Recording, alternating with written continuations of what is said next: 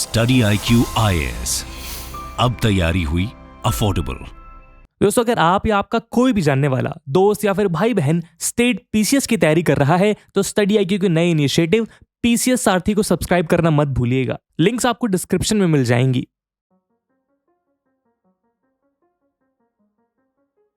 दोस्तों, टेररिज्म आज एक वैश्विक बीमारी है जिससे इंडिया समेत दुनिया के लगभग सभी देश प्रत्यक्ष या अप्रत्यक्ष रूप से बीमार हैं। ये बीमारी न सिर्फ उन देशों में डर और दहशत का माहौल पैदा कर रही है जो इसका सामना कर रहे हैं, लेकिन यहाँ तक कि आज आतंकवाद का दुष्प्रभाव उन देशों में भी देखने को मिल रहा है जिन्हें फंडामेंटली इस बीमारी का जनक माना जाता है। ऐसा ही एक देश है हमारा पड़ोसी मुल्क पाकिस्तान। पाकिस्तान में हुए रीसेंट अटैक्स की बात करें तो इस साल 26 अप्रैल को कराची यूनिवर्सिटी के एंट्रेंस में हुए सुसाइड अटैक में 4 लोगों की जानें चली गईं, जिनमें से 3 चाइनीज ट्यूटर्स थे। इस बॉम्ब ब्लास्ट को सहारी बलूच नाम की एक फीमेल सुसाइड बॉम्बर ने अंजाम दिया, जिसने बॉम्ब को ऐसे जगह पे ब्लास्ट किया जहां से कन्फ्यूशियस इंस्टीट्यूट ज्यादा दूर नहीं था। आपकी जानकारी के लिए बता दें कि कराची में एस्टैब्लिश्ड ये इंस्टीट्यूट चाइनीज गवर्नमेंट के साथ एफिलिएटेड है, लेकिन पाकिस्तान में किसी चाइनीज एम्बेसडर, किसी चाइनीज टूरिस्ट या किसी चाइनीज स्टूडेंट पर हुआ ये कोई पहला हमला नहीं है। इससे पहले भी 23 नवंबर 2018 की रात कराची का up market Clifton area gunshot से गूंज उठा था, जब 3 हेवली आर्म्ड मिलिटेंट्स ने चाइनीज कॉन्सुलेट को टारगेट किया। वैसे तो मिलिटेंट्स कॉन्सुलेट के अंदर नहीं जा पाए, लेकिन उनके द्वारा किए गए इस अटैक में 2 पुलिस ऑफिसर्स और 2 वीजा एप्लीकेंट्स की जानें चली गई थी। बाद में पाकिस्तान पुलिस ने इन तीनों आतंकवादियों को मार गिराया था। एनकाउंटर में मारे गए तीनों मिलिटेंट्स बलूच लिबरेशन आर्मी यानी BLA से थे। दोस्तों, BLA एक प्रोमिनेंट सेपरेटिस्ट ग्रुप है जो पाकिस्तानी हुकूमत के खिलाफ बलूचिस्तान की आज़ादी के लिए लड़ रहा है। इसी साल अप्रैल 2021 में क्वेटा के एक लग्जरी होटल में हुए सुसाइड अटैक में भी BLA का हाथ था, जिसमें 4 लोग मारे गए थे और कई घायल हो गए थे। बाद में सूत्रों से पता चला कि यह हमला उस होटल में ठहरे एक चाइनीज एम्बेसडर को निशाना बनाने के लिए किया गया था। पाकिस्तान में एक के बाद एक हो रहे इन हमलों के पीछे पाकिस्तानी हुकूमत की लापरवाहियों को माना जा रहा है। दरअसल कई सालों से पाकिस्तानी एस्टैब्लिशमेंट बलूच इंसर्जेंसी को एक लो इंटेंसिटी कॉन्फ्लिक्ट की तरह ट्रीट करती रही है। उनका मानना है कि ये मूवमेंट बलूचिस्तान, जो पाकिस्तान के लार्जेस्ट प्रोविंस है, वहीं तक ही सीमित है और उसका असर पाकिस्तान के दूसरे प्रोविंसेस में नहीं देखा जा रहा है। रिसेंटली हुए कराची यूनिवर्सिटी अटैक के बाद BLA ने वार्न किया है कि चाइनीज टारगेट्स पे और भी डेडली अटैक्स होने वाले हैं। BLA के स्पोक्स पर्सन जियान बलूच ने एक रिसेंट स्टेटमेंट में कहा कि अगर पाकिस्तान को ऑक्युपाई करने के लिए चाइना ने अपने एक्सप्लॉयटेशन प्रोजेक्ट्स बंद नहीं किए तो उनके अटैक्स और भी खतरनाक होने वाले हैं। इन इंटीग्रेटेड अटैक से यह साफ हो जाता है कि बलूच सेपरेटिस्ट के लिए अब उनका एंटी चाइना पोजीशन सिर्फ रियोटिक तक सीमित नहीं है और इसके लिए वो अपने दुश्मनों का खून बहाने तक को तैयार हैं।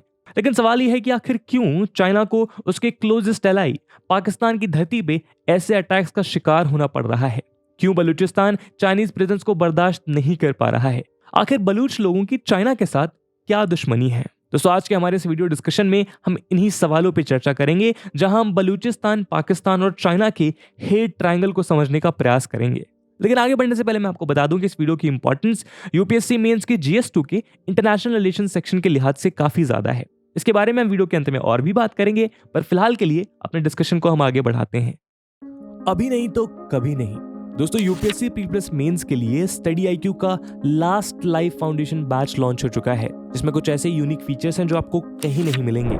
900+ आवर्स का लाइव कंटेंट, UPSC के आयरन गेट यानी प्रीलिम्स में आपको परिपक्व करने के लिए प्रीलिम्स के प्रैक्टिस क्वेश्चंस दिए जाएंगे, आपके मेंस के आंसर में डिफरेंट डायमेंशंस ऐड करने के लिए और आपके सोचने के तरीके में डिफरेंट पर्सपेक्टिव्स ऐड करने के लिए मेंस की आंसर राइटिंग प्रैक्टिस करवाई जाएगी और आपके डाउट्स को किसी भी समय क्लियर करने के लिए आपको एक गेम चेंजिंग फीचर मिलेगा जो है 1-to-1 मेंटोरशिप, जिसके अंतर्गत आपको एक मेंटोर अलॉट किए जाएंगे जिनके साथ आप एकेडमिक और नॉन एकेडमिक डाउट्स कभी भी क्लियर कर सकते हैं और रेगुलर बेसिस पे फॉर्मर एंड वर्किंग ब्यूरोक्रेट्स के साथ ग्रुप मेंटोरशिप भी इन बैचेस का इंपॉर्टेंट फीचर है।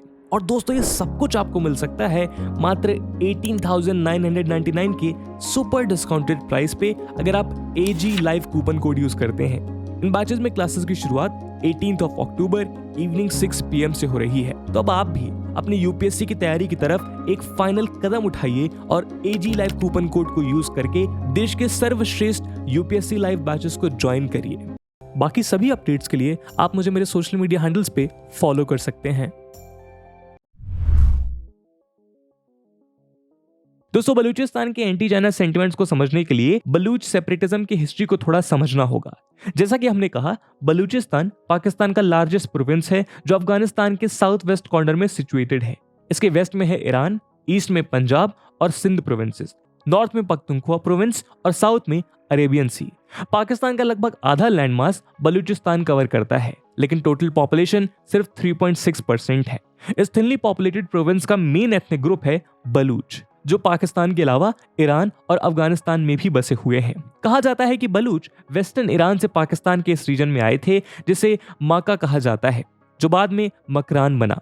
वैसे तो बाकी पाकिस्तान की तरह मेजॉरिटी बलूचीज सुन्नी मुस्लिम्स हैं, लेकिन वो अपने आप को एथनिकली और कल्चरली पाकिस्तान के दूसरे एथनिक ग्रुप से अलग मानते हैं।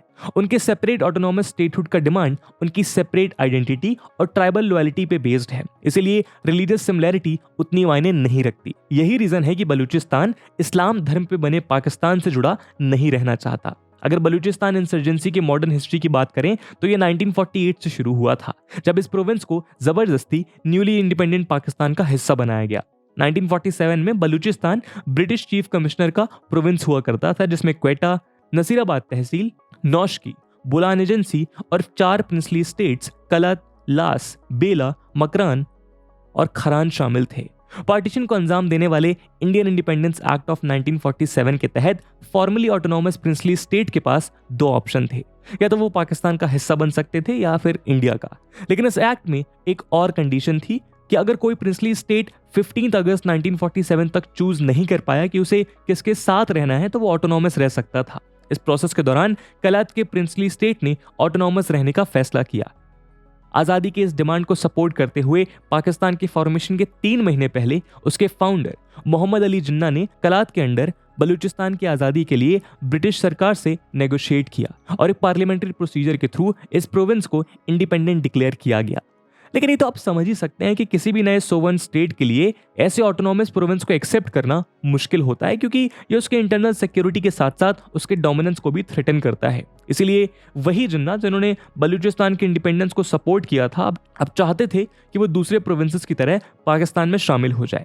मार्च 26, 1948 को पाकिस्तानी आर्मी ने बलूच कोस्टल रीजन को इन्वेड किया और बंदूक की नोक पे कलात के खान को इंस्ट्रूमेंट ऑफ एसेशन यानी पाकिस्तान का हिस्सा बनने के ऑफिशियल डॉक्यूमेंट को साइन करने पर मजबूर कर दिया।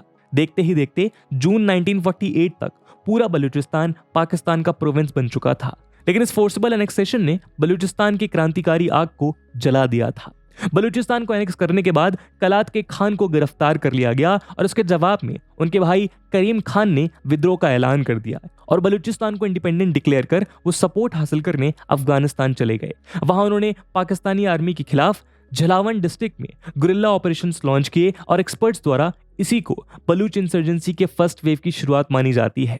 दोस्तों, तब से Balochistan 5 phases of insurgency face कर चुका है और आज भी बलूच सेपरेटिस्ट और पाकिस्तानी गवर्नमेंट के बीच आर्म्ड और नेशनलिस्ट कॉन्फ्लिक्ट जारी है। इस इंसर्जेंसी का करंट यानी 5th फेज 2003 में शुरू हुआ और तब से ये गुरिल्ला अटैक्स और भी मिलिटेंट बनते गए, जो इस कॉन्फ्लिक्ट का सबसे लंबा चलने वाला और सबसे वायलेंट एपिसोड है।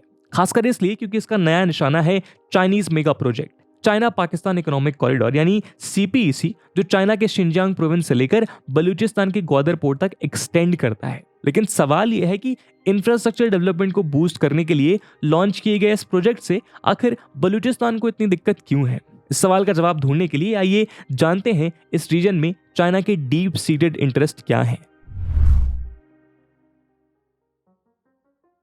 दोस्तों, अब तक तो हमें ये पता चल चुका है कि अपने ग्लोबल हेजेमनी को एस्टैब्लिश करने के लिए चाइना का इकोनॉमिक व्हीकल है बेल्ट एंड रोड इनिशिएटिव यानी BRI, जिसमें ग्लोबली कई इंफ्रास्ट्रक्चर प्रोजेक्ट्स और 152 कंट्रीज के साथ कमर्शियल एग्रीमेंट शामिल हैं।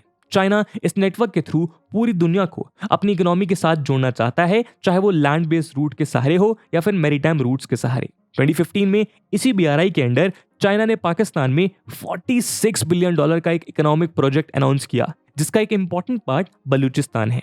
चाइना पाकिस्तान इकोनॉमिक कॉरिडोर यानी कि CPEC नाम का यह प्रोजेक्ट पाकिस्तान के सदर्न पोर्ट सिटी ग्वादर के साथ चाइना के वेस्टर्न शिनजियांग प्रोविंस को कनेक्ट करेगा।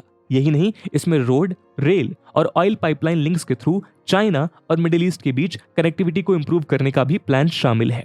ये तो साफ है कि सीपीईसी के थ्रू बीजिंग सेंट्रल और साउथ एशिया में यूएस और इंडिया के इन्फ्लुएंस को काउंटर करना चाहता है, और पिछले साल अफगानिस्तान से यूएस विड्रॉल के चलते चाइना का ये एम्बिशन और भी मजबूत हो चुका है। कहने को ये एक इकोनॉमिक प्रोजेक्ट है, लेकिन चाइना के मिलिट्री एम्बिशंस इससे डीपली जुड़े हुए हैं। बलूचिस्तान के डीप वाटर ग्वादर पोर्ट में नेवल और एयर बेसेस एस्टैब्लिश करके China oil rich Persian gulf के एंट्रेंस में वाइटल सी लेन्स को डोमिनेट करना चाहता है। इसके अलावा एशिया के सदर्न कोस्टलाइन में ट्रांसपोर्टेशन और मिलिट्री प्रॉब्लम्स को अवॉइड करने के लिए चाइना का सॉल्यूशन है ग्वादर पोर्ट, जो उसे इंडियन ओशन तक एक डायरेक्ट एक्सेस प्रोवाइड करेगा। ग्वादर के प्रति चाइनीज अट्रैक्शन का एक और मेन रीजन है, और वो है स्ट्रेट ऑफ हॉर्मुज से उसकी प्रॉक्सिमिटी। दोस्तों, दुनिया के मेजर एनर्जी फ्लोज इस स्ट्रेट से होकर गुजरते हैं, और ग्वादर एक ऐसा बेस बन सकता है जहां से चाइना न सिर्फ अपने एंटी पायरेसी ऑपरेशंस बल्कि मॉनिटरिंग पर्पसेस के लिए नेवल ऑपरेशंस भी कंडक्ट कर सकता है। पाकिस्तान के लिए भी ये एक कॉमन मैरीटाइम इंटरेस्ट है। चाइना के साथ जॉइंट नेवल पेट्रोल्स के सहारे वो इंडियन ओशन रीजन में अपने फुटप्रिंट्स बढ़ाना चाहता है, खासकर इसलिए क्योंकि इस रीजन को इंडिया अपना स्फीयर ऑफ इन्फ्लुएंस मानता है। 2017 में पाकिस्तान ने ग्वादर पोर्ट को 40 साल के लीज पे एक चाइनीज मल्टीनेशनल कंपनी को हैंडओवर कर दिया था, और तब से China overseas port holding company इस पोर्ट को डेवलप कर रहा है। चाइना ने इस पोर्ट टाउन को बिल्ड करने में बिलियंस ऑफ डॉलर्स खर्च किए हैं। इसमें एक 300 megawatt coal fired power plant, $230 million का एक इंटरनेशनल एयरपोर्ट और कई दूसरे प्रोजेक्ट्स भी इंक्लूडेड हैं। रिपोर्ट्स के मुताबिक ग्वादर के अलावा बलूचिस्तान प्रोविंस के चिवानी, सोनमियानी और दूसरे एरियाज में भी नए बेसेस बिल्ड किए जा रहे हैं। जियो स्ट्रेटेजिक इंपॉर्टेंस के साथ साथ बलूचिस्तान अपने रिच रिसोर्सेज के लिए भी मशहूर है। जियोलॉजिकल सर्वे ऑफ पाकिस्तान के मुताबिक बलूचिस्तान में 80 से भी ज्यादा मिनरल रिसोर्सेज के सिग्निफिकेंट डिपॉजिट्स मौजूद हैं। नेचुरली ये रीजन चाइना के इकोनॉमिक ग्रोथ इंजन को फीड करने में एक इंपॉर्टेंट रोल प्ले करता है। इनफैक्ट 1990s में M9 और M11 मिसाइल सेल्स के डिस्कशन के दौरान चाइना ने बलूचिस्तान के छगई रीजन के मिनरल रिच एरियाज को 20 साल के लीज पे एक्वायर करने की मांग की थी। 1993 में इस डील को कंक्लूड किया गया था, और 84 मिसाइल्स के बदले पाकिस्तान ने इन रिसोर्सेज को चाइना के हवाले कर दिया था। मेटलर्जिकल कॉर्पोरेशन ऑफ चाइना यानी कि MCC के अंडर चाइनीज कंपनी ने 1995 तक संदक नाम के एक एरिया में एक ओपन पिट गोल्ड माइन डिग करना स्टार्ट कर दिया। 2001 में जाके संदक कॉपर और गोल्ड प्रोजेक्ट लॉन्च हुआ, और अगले साल उसे 10 साल की लीज पे चाइना को हैंडओवर किया गया। इसके बाद 2012 और 2017 में इसे फिर से रिन्यू किया गया। पिछले साल 2020 में पाकिस्तानी गवर्नमेंट ने संदक कॉपर गोल्ड माइनिंग प्रोजेक्ट को एक्सटेंड करने की परमिशन दे दी, इस उम्मीद के साथ कि ये प्रोजेक्ट पाकिस्तान में $45 मिलियन का इन्वेस्टमेंट लाएगा। एक्सपर्ट्स के मुताबिक इस माइन में अप्रॉक्सीमेटली 412 टन ऑफ कॉपर और गोल्ड रिजर्व्स मौजूद हैं। पाकिस्तानी अथॉरिटीज दावा करते हैं कि उन्होंने 2002 से 2017 के बीच संदक प्रोजेक्ट से लगभग $2 बिलियन अर्न किए, लेकिन इन मेगा प्रोजेक्ट्स के बावजूद बलूचिस्तान बैकवर्ड और आइसोलेटेड रह गया है। ऊपर से बलूच सेपरेटिस्ट दावा करते हैं कि पाकिस्तान के साथ बलूचिस्तान में चाइना का ये इन्वॉल्वमेंट उनके इंडिपेंडेंट मूवमेंट को वीकन करने की एक साजिश है। दोस्तों, 2017 में यूनाइटेड नेशंस डेवलपमेंट प्रोग्राम यानी कि UNDP रिपोर्ट के मुताबिक 71% बलूच सिटीजन्स पॉवर्टी का शिकार थे, जहां नेबरिंग प्रोविंस पंजाब में ये फिगर 31% था। उधर बलूचिस्तान का अनएम्प्लॉयमेंट रेट पाकिस्तान के 19.1% के कंपैरिजन में 33.4% था। जाहिर सी बात है कि बलूचिस्तान में 43% की लोवेस्ट लिटरेसी रेट है, जिसमें प्राइमरी स्कूल का एनरोलमेंट रेट भी शामिल है। इसके अलावा ये रीजन सीवियर वाटर शॉर्टेज से जूझता रहा है, और सक्सेसिव ड्रॉट्स के चलते यहाँ की एग्रीकल्चर बेस्ड इकोनॉमी अफेक्टेड होती है। सालों से पंजाबी डोमिनेटेड पाकिस्तानी एस्टैब्लिशमेंट के ऑपोजिशन और निग्लेक्ट का शिकार हो रहा बलूचिस्तान आज अपने टेरिटरी में पाकिस्तान और चाइना के बढ़ते इन्फ्लुएंस को लेकर काफी परेशान है।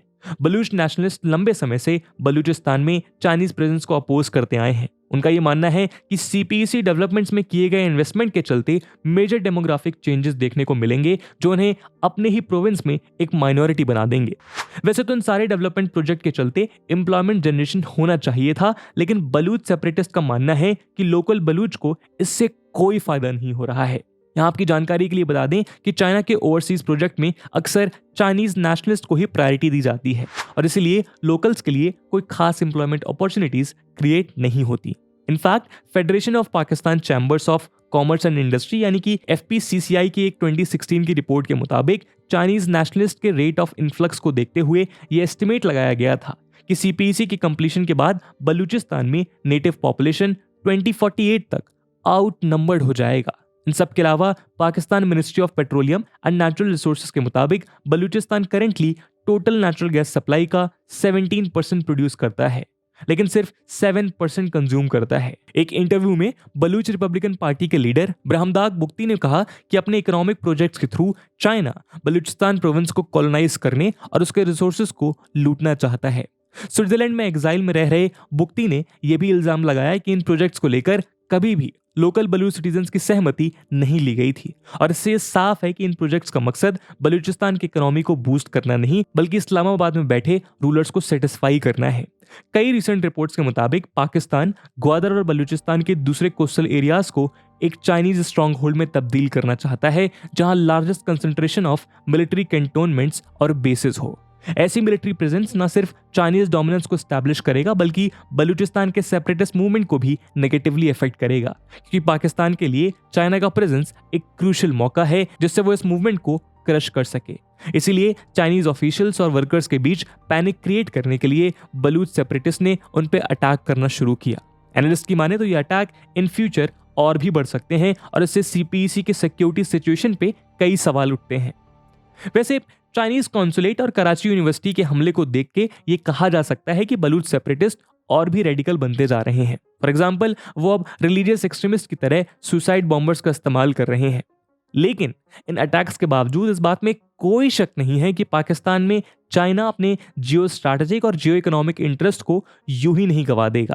चाइना कुछ भी करेगा पर वो ये इंश्योर करेगा कि सीपीईसी सक्सेसफुल हो। हालांकि उसके आसार बहुत कम होते दिख रहे हैं, पर बावजूद उसके चाइना ने ऑलरेडी काफी पैसा सीपीईसी में लगा रखा है। दोस्तों, इंडिया लगातार बलूचिस्तान में पाकिस्तानी स्टेट रिप्रेशन और माइनॉरिटीज के अगेंस्ट रिलीजियस इंटॉलरेंस और परसिक्यूशन के खिलाफ United Nations human right council जैसे इंटरनेशनल प्लेटफॉर्म्स पे अपनी आवाज उठाता आया है। लेकिन इंडिया ऐसा सिर्फ ह्यूमन राइट कंसर्न्स को ध्यान में रखते हुए नहीं कर रहा है। एक्सपर्ट्स का मानना है कि इंडिया के स्ट्रेटेजिक इंटरेस्ट के चलते उसे बलूचिस्तान की वल्नरेबिलिटीज को एक्सप्लोर करना चाहिए। ऐसा इसलिए क्योंकि पाकिस्तान लगातार टेररिज्म को इंडिया के खिलाफ यूज करता आया है, इस भरोसे के साथ कि उसकी न्यूक्लियर वेपन कैपेबिलिटी और थ्रेट ऑफ एस्केलेशन इंडिया को अपने फोर्स इस्तेमाल करने से रोक लेगा। इसके अलावा अब पाकिस्तान इंडिया के मल्टीलेटरल डिप्लोमेटिक एफर्ट्स को काउंटर करने के लिए चाइना पर डिपेंड कर सकता है। ऐसे में कई एनालिस्ट का मानना है कि बलूचिस्तान का रिबेलियन इंडिया के लिए एक ऐसा मौका है जिससे वो बलूच रिबल्स को सपोर्ट प्रोवाइड कर पाकिस्तानी आर्मी को एग्जॉस्ट कर सकता है। वैसे तो पाकिस्तान बलूचिस्तान में एयर पावर यूज करता है, लेकिन एक प्रॉपर काउंटर इंसर्जेंसी ऑपरेशन को अंजाम देने के लिए पाकिस्तान को अपने ट्रूप्स खर्च करने होंगे। ये भी पॉसिबिलिटी है कि इंडिया द्वारा सपोर्टेड बलूचिस्तान का बढ़ता डिमांड पाकिस्तानी आर्मी को नेगोशिएशन के टेबल पे ले आए।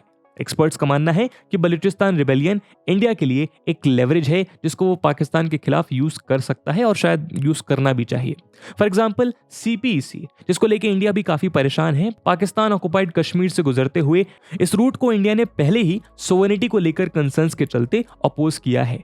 वहीं ग्वादर में सिनो-पाक कोऑपरेशन के जवाब में इंडिया ने ईरान के साथ मिलकर चाबहार पोर्ट को डेवलप किया, जो ग्वादर से सिर्फ 72 किलोमीटर की दूरी पे है। ये deep sea port Indian ocean से होते हुए इंडिया को डायरेक्टली अफगानिस्तान का एक्सेस देता है, जिससे उसे पाकिस्तानी टेरिटरी पर डिपेंडेंट होने की जरूरत नहीं है। वैसे तो ग्वादर की तरह इस पोर्ट को भी कमर्शियल पर्पसेस के लिए बिल्ड किया गया है, लेकिन इंडिया इस पोर्ट को इंडियन ओशन रीजन और गल्फ में पाकिस्तानी और चाइनीज एक्टिविटीज को मॉनिटर करने के लिए यूज कर सकता है। बलूचिस्तान के रेबेलियन को सपोर्ट कर इंडिया न सिर्फ पाकिस्तान पे एंटी टेरर पॉलिसीज एक्सेप्ट करने का प्रेशर डाल पाएगा, बल्कि लार्जर सदर्न एशियन रीजन में चाइना और पाकिस्तान के खिलाफ अपने प्रेजेंस को असर्ट कर पाएगा। दोस्तों, माना कि इंटरनेशनल स्टेजेस पर हमेशा से हमारे देश की छवि एक सॉफ्ट पावर की रही है, लेकिन 70 साल के इंतजार के बावजूद हमारा पड़ोसी मुल्क शांति और सद्भावना की भाषा नहीं समझ पाया है। शायद मॉडर्न जियोपॉलिटिकल चेंजेस का सॉल्यूशन भी मॉडर्न मेथड्स में ही छुपा है। बलूचिस्तान का इस्तेमाल कर इंडिया न सिर्फ पाकिस्तान को उसी की भाषा में जवाब दे सकता है, लेकिन साथ ही में हम एशियन रीजन में चाइना के बढ़ते एग्रेशन को भी काउंटर कर सकते हैं। तो दोस्तों, ये था एक डिस्कशन बलूचिस्तान में एंटी चाइना सेंटिमेंट्स पे। इस मुद्दे पे आपका क्या ओपिनियन है, प्लीज कमेंट सेक्शन में बताइएगा। और जैसा कि आपसे वीडियो के पहले भाग में बताया कि इस वीडियो की इंपॉर्टेंस यूपीएससी मेंस के लिहाज से काफी ज्यादा है, और उसी इंपॉर्टेंस को देखते हुए एक सवाल हम आपके लिए छोड़कर जा रहे हैं जिसको आपको कमेंट सेक्शन में आंसर करना है। The question is, discuss how India can use anti China sentiments in Balochistan in its favour. And with this question my friends, that's it for the video. I hope आपको video पसंद आई होगी, और अगर पसंद आई है तो अपने दोस्तों के साथ शेयर करना मत भूलिएगा। हम मिलते हैं अगले वीडियो में, तब तक के लिए जय हिंद, जय भारत। स्टडी IQ IAS, अब तैयारी हुई अफोर्डेबल।